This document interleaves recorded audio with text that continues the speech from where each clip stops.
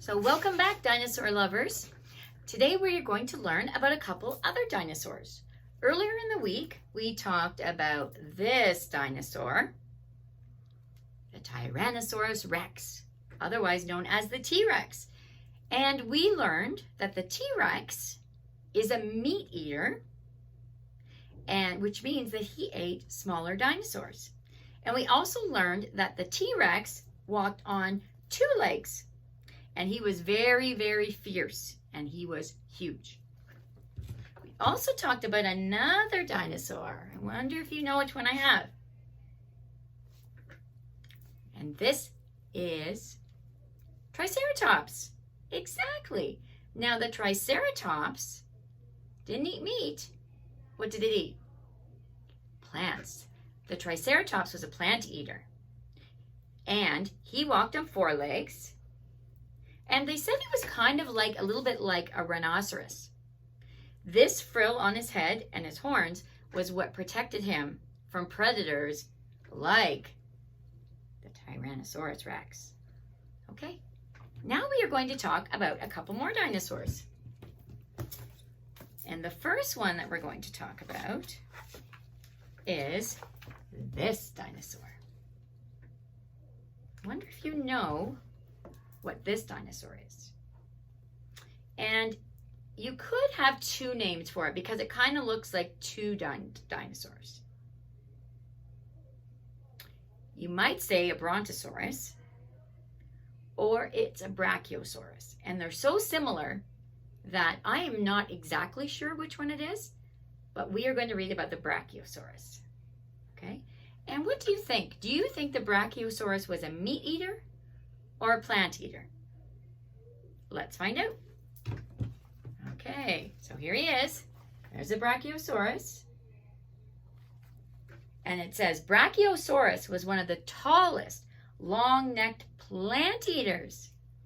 It held its head in an upright position, a bit like a giraffe. So it walked around with his long neck up. And the Brachiosaurus had a long neck that made up half of his height. So half of his body height was from his neck. That means his neck was really, really long. Brachiosaurus had long front legs and high shoulders, so its back sloped upward. This is why he held his head up so high. So if we look here, his back slopes down. So up here, these were his shoulders, and they helped to hold his head up high. And it said, a brachiosaurus had nostrils right on the top of its head.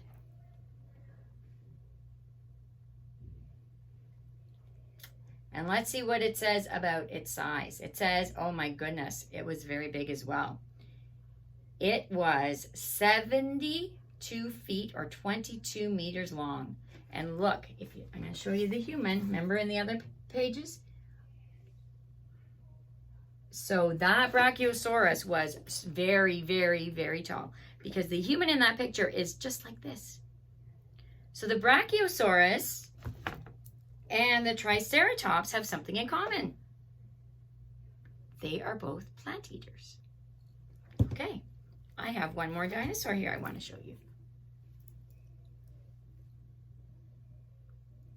Do you know what this one is? A Stegosaurus. Let's see what we can learn about a Stegosaurus. Oh, okay. Go to my page.